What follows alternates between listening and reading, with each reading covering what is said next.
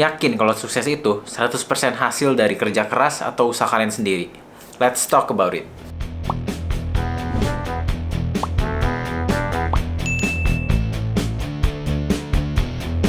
Halo semuanya, balik lagi sama gue Daniel Afung, dan di video kali ini gue mengutip dari dua buku. Buku pertama yaitu The Art of the Good Life, dan buku kedua adalah Psychology of Money, dimana keduanya itu punya satu bab yang menurut gue menuju ke satu kesimpulan yang sama, yaitu bahwa kesuksesan itu bukan 100% hasil dari kerja keras atau usaha kita sendiri. Coba sekarang kalian semua tulis dari skala 1 sampai 10, udah seberapa sukseskah kalian? Kalian mau tulis di buku, mau tulis di kertas, mau tulis di notes HP, terserah kalian tulis skalanya berapa.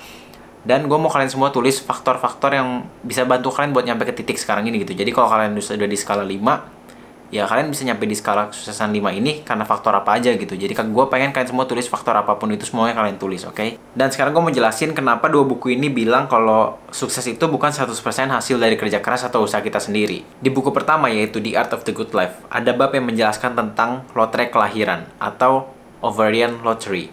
Lotre kelahiran itu menjelaskan bahwa kelahiran kita itu sudah menentukan kesuksesan kita ke depannya. Jadi di negara mana kita lahir, di kota mana kita lahir, di keluarga seperti apa kita lahir, itu sudah menentukan kesuksesan kita ke depannya. Let's say lu lahir di negara maju, di kota besar, dan di keluarga yang bisa disebut konglomerat, yang memberikan lu didikan dan prinsip-prinsip orang sukses. Dan lu bisa disekolahin di sekolah yang berkualitas, ketemu sama orang-orang yang berasal dari keluarga yang sukses juga, ditambah lu punya modal besar yang mungkin udah disiapin sama orang tua lu. Berapa persen kemungkinan sukses kalian? Pasti lebih tinggi dibandingkan dengan orang-orang yang lahir di daerah terpencil dan dari keluarga yang secara ekonomi kurang mampu. Itu yang dimaksud dengan lotre kelahiran. Sejak kita lahir aja nih, sebenarnya sudah ditentukan kesuksesan kita ke depannya itu bakal kayak gimana. Tapi sayangnya kita nggak bisa milih di mana kita akan dilahirkan. Tapi bukan berarti kalau kita berasal dari keluarga yang kurang mampu, maka kita nggak bisa sukses. Bukan gitu. Tapi ya kita hanya perlu berusaha lebih keras dibandingkan orang-orang yang punya privilege itu gitu. Jadi ya bisa. Pasti kalian semua yang nonton bakal berpikir kalau berarti kan kalau sukses perlu privilege dong.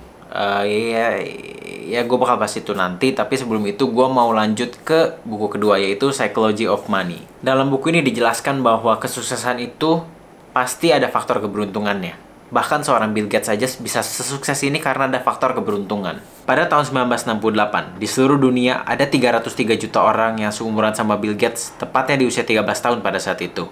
Dari 303 juta orang yang seumuran sama Bill Gates, hanya ada 18 juta orang yang hidup di Amerika Serikat. Dan dari 18 juta orang yang hidup di Amerika Serikat, hanya ada 270 ribu hidup di negara daerah Seattle. Dan dari 270 ribu orang, hanya ada 300 yang bersekolah di Lakeside School, yang pada saat itu menjadi satu-satunya sekolah yang mempunyai komputer pada saat itu. Makanya pada saat itu, Bill Gates bisa punya akses buat kenal dan tahu komputer, sampai akhirnya dia bisa bikin perusahaan Microsoft. Bahkan dia sendiri mengakui, kalau nggak ada Lakeside School, maka nggak akan ada Microsoft.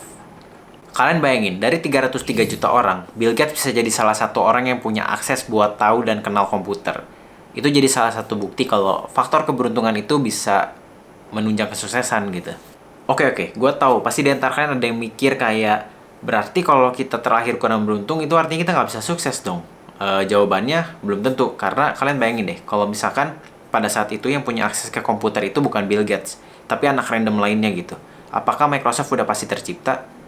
Ya belum tentu kan, berarti ya balik lagi ke diri kalian masing-masing. Jadi ya sekalipun banyak nih faktor keberuntungan datang ke kalian ya belum tentu bisa sukses juga kalau kalian nggak siap buat menyambut keberuntungan itu gitu. Apalagi kalau kalian nggak kerja keras buat ngejalaninnya. Gue juga tahu pasti kan bakal nanya, lo kok tadi lu bilang sukses itu bukan 100% hasil kerja keras kita? Ya emang bukan, karena ya pasti ada faktor keluarga, ada faktor kelahiran, ada faktor keberuntungan, ada faktor kerja keras juga pastinya. Jadi ya nggak 100% faktor kerja keras dan nggak 100% juga faktor keberuntungan. Jadi ya sukses itu ya banyak faktornya gitu. Jadi semua faktor kalian gabungin, kalian jalanin, dan kalian bisa sukses. Itu menurut kedua buku ini gitu.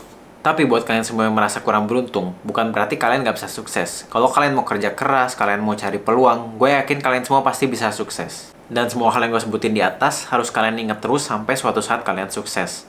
Karena itu bakal jadi patokan kalian buat tetap rendah hati dan tetap sadar kalau misalkan sukses kalian itu bukan 100% hasil dari kehebatan kalian, tapi ada faktor keberuntungan dan faktor pendukung lainnya.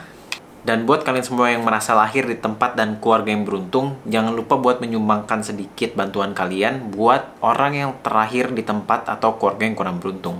Karena siapa tahu bantuan kalian itu bisa jadi salah satu faktor keberuntungan buat mereka dan bisa membantu mereka buat jadi sukses juga ke depannya. Gue paham banget pasti di antara kalian banyak banget yang setuju dan gak setuju, tapi gak apa-apa, gue mau dengar semua pendapat kalian karena berpendapat itu bebas. And if you like me, please subscribe me and follow my Instagram. But if you hate me, let's talk about it.